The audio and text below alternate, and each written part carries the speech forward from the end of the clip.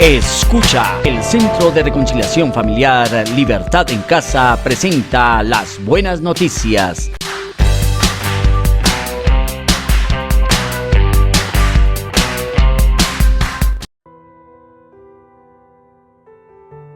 Bienvenidos a las buenas noticias, una entrega de esta serie que se llama Semillas, una razón para nuestra fe. Conversando con alguien en estos días, hablamos de lo importante de la siembra y la cosecha, y me hacía pensar que una semilla es siempre el producto de un fruto, y el fruto es el producto de una hoja, la cual se encuentra en la rama que está alimentada por el tronco del árbol, que recibe alimento de la raíz, y la raíz es una semilla que murió y fue transformada. Esa es nuestra fe, que alimentada por la raíz produce fruto abundante, que da semilla de lo mismo. No se engañen, escribió el apóstol Pablo. Dios no puede ser burlado. Todo lo que el hombre siembre, eso también cosechará. Gálatas 6:7. Es que no podemos esperar uvas de los espinos ni higos de los abrojos, dijo el Señor. Del mismo modo, todo buen árbol da buenos frutos, pero el árbol malo da frutos malos. Mateo 15, 7 al 17. Así que la semilla que siembres será consistente con el fruto que la produce. Lucas nos cuenta que el Señor estaba conversando con sus discípulos sobre las cosas del reino, y en ese momento un intérprete de la ley, o sea, un estudioso de la religión y sus quehaceres, se levantó y para ponerle a prueba a Jesús, dijo: Maestro, ¿qué debo hacer para heredar la vida eterna?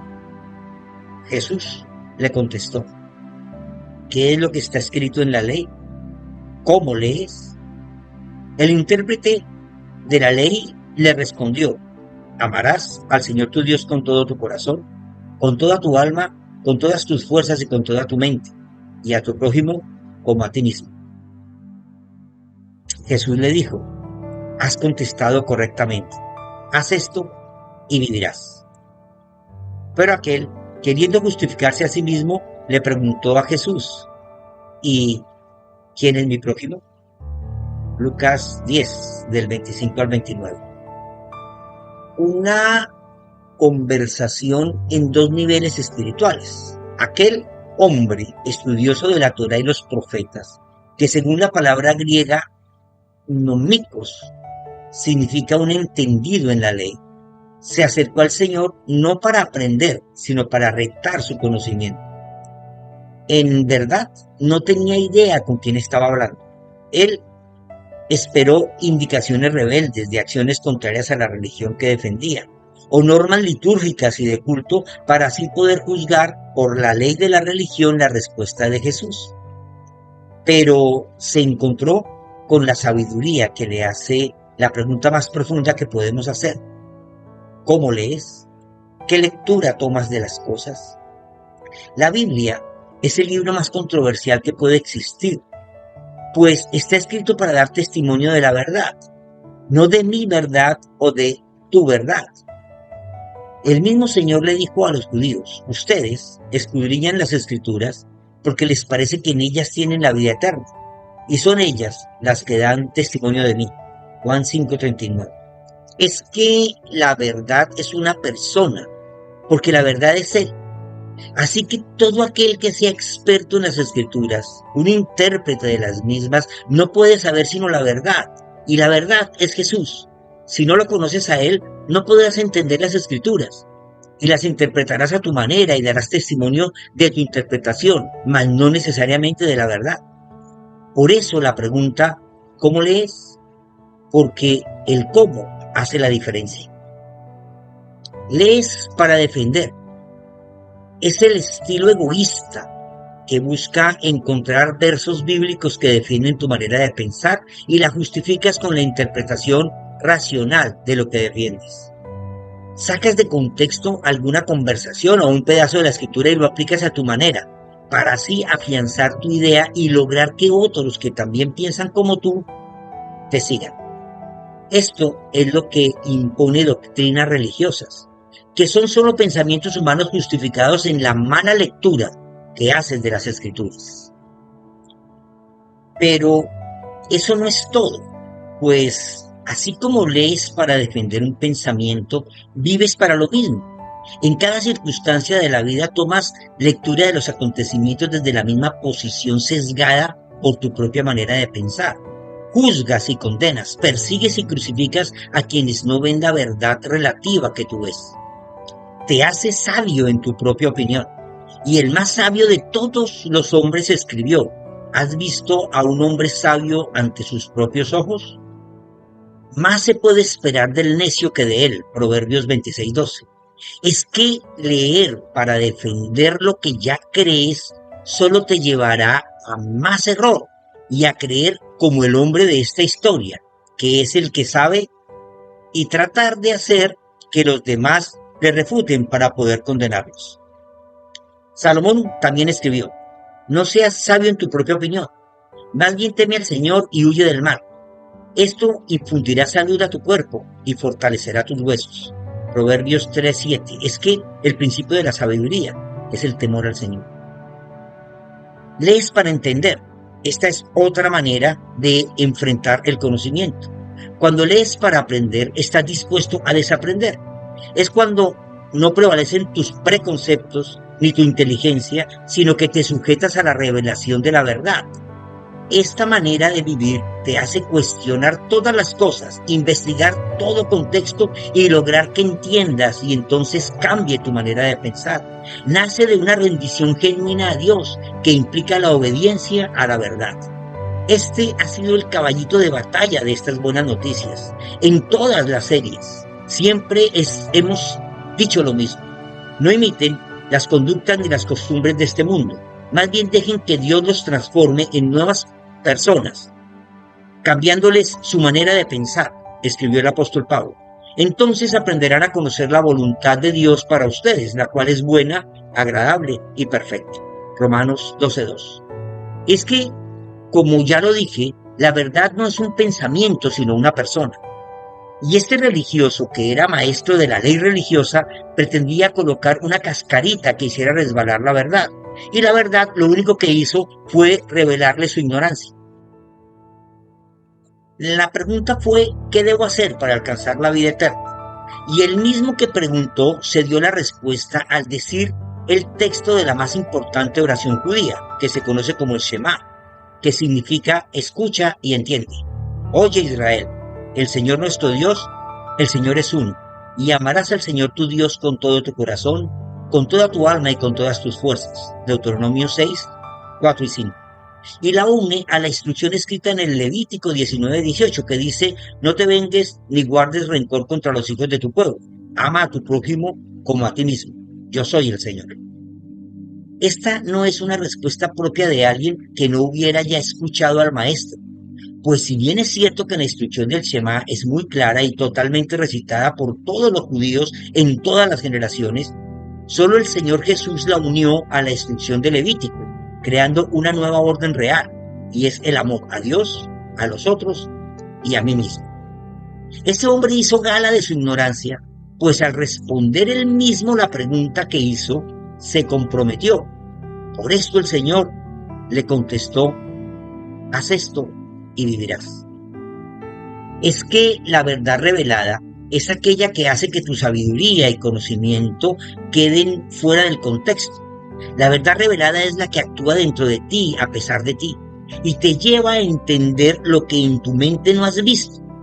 Este hombre se ató una cadena al cuello dando la respuesta correcta a retar la verdad. Es que nada podemos hacer contra la verdad, escribió el apóstol Pablo en 2 Corintios 13:8. Pues lo único que podemos hacer, lo hacemos por la verdad. Lo que trato de explicar es que cuando descubres la verdad que se revela a ti por tu propia experiencia y no por lo que otros te contaron, esa verdad es absoluta y única y te obliga como el amor. Porque si no sabías, el amor obliga. Pues por amor entregas la vida, por amor detienes la ira, por amor perdonas la ofensa, por amor soportas el dolor y por amor descubres la verdad. El amor es paciente y bondadoso, escribió Pablo. No es envidioso ni jactancioso. no se envanece, no hace nada impropio, no es egoísta ni se irrita, no es rencoroso, no se alegra de la injusticia, sino que se une a la alegría de la verdad. Todo lo sufre, todo lo cree, todo lo espera, todo lo soporta. 1 Corintios 12, 4 al 7. El amor obliga al igual que la verdad, pues no es la verdad sino lo que haces con ella. Pues nada puedes hacer para tapar la verdad, solo puedes buscar argumentos para esconderla y esto te meterá más en problemas con la verdad que es Jesús. El hombre comprendió el problema mayúsculo en que se había metido y entonces para continuar con la línea de pensamiento ignorante argumentó: ¿y quién es mi prójimo? La ignorancia mostrada al preguntar qué tengo que hacer para ganar la vida eterna quedó resuelta al obtener de su propio conocimiento la respuesta del amor a Dios, al prójimo y al mismo. Pero el hombre no podía preguntar quién es Dios, menos quién soy yo,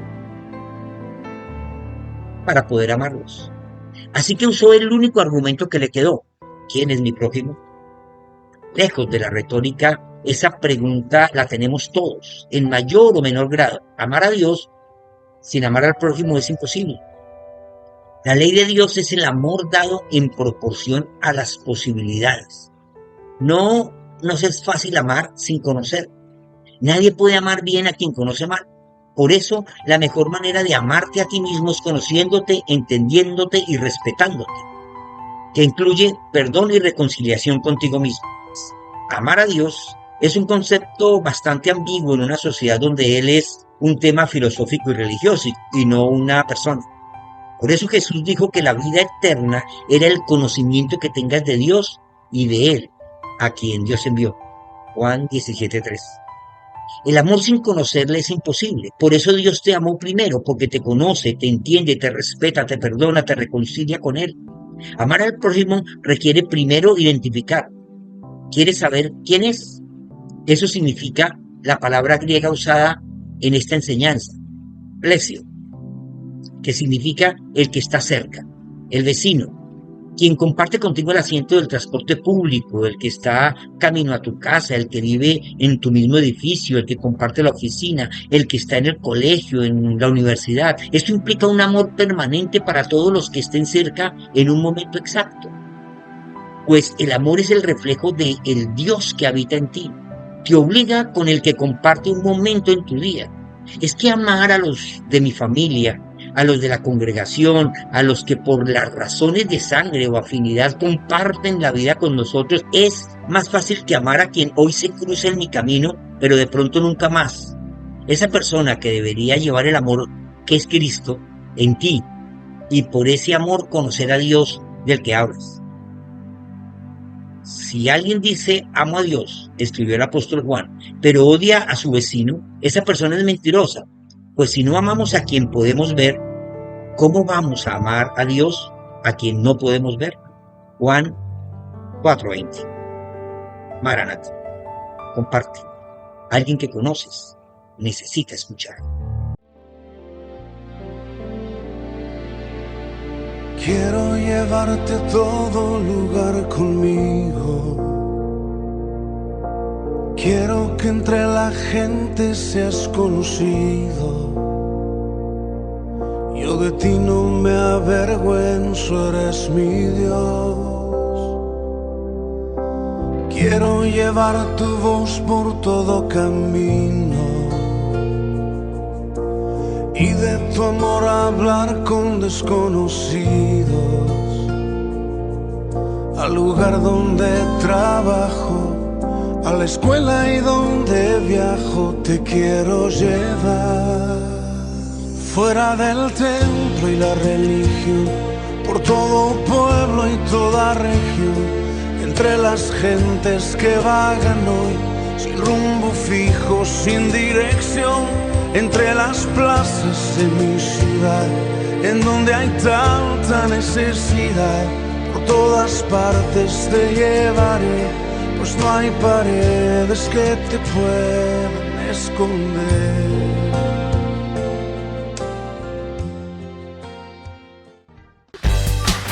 Las buenas noticias son una producción de la Fundación Centro de Reconciliación Familiar Libertad en Casa.